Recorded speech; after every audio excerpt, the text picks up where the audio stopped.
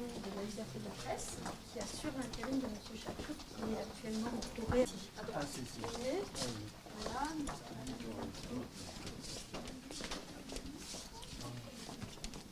Qui l'en a? Un exemplaire.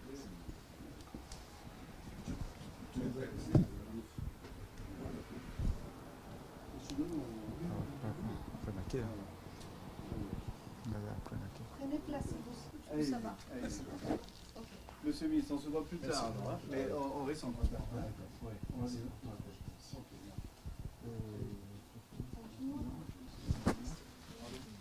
Prenez place, s'il vous plaît. Je pense qu'il y a de la place pour tout le monde. Sinon ici, on prend les chaises. D'accord.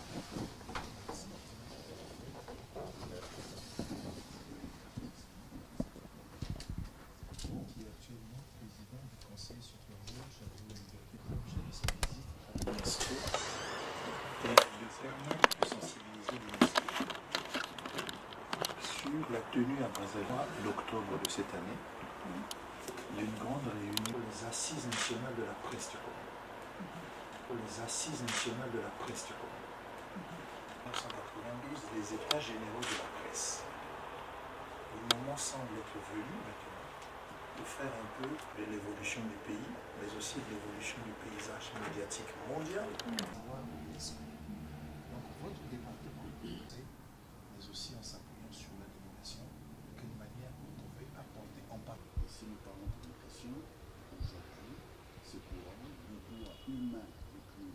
En représentation de la déchet qui à ce moment est en mission, je vous remercie de votre visite et dans cette activité.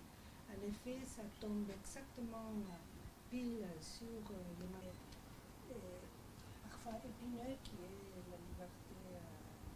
Tell Blake represent to bring everything he has in French about the project. En Tanzanie. Et ça, il n'y a pas de, disons, de texte. C'est quelque chose que vous pouvez utiliser vous-même.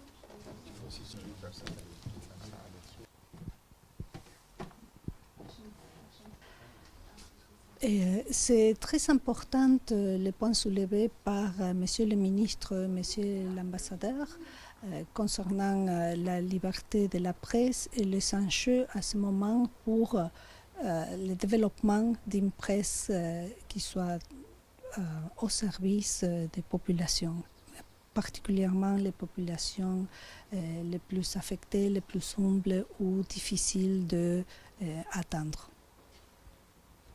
Vous suivez quand même les actualités au Congo. Vous pensez qu'on a une bonne presse au niveau international? C'est difficile d'apporter un jugement parce que la presse est tellement variée aujourd'hui. Et aussi, il faut tenir compte que quand on parle de la communication aujourd'hui, on doit inclure les médias sociaux et tout ce qui circule en dehors de la presse écrite, de la télévision et de la radio.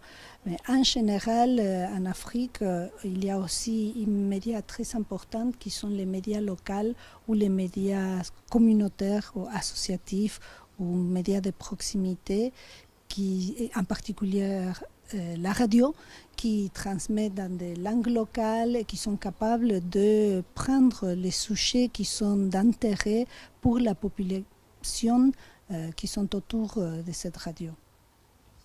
C'est bon. Ok, merci. Dans le bureau de Matokola où on avait la réunion, la salle. Non, dans la salle de réunion. Dans la salle de réunion. Vous avez mis sur les chaises à côté.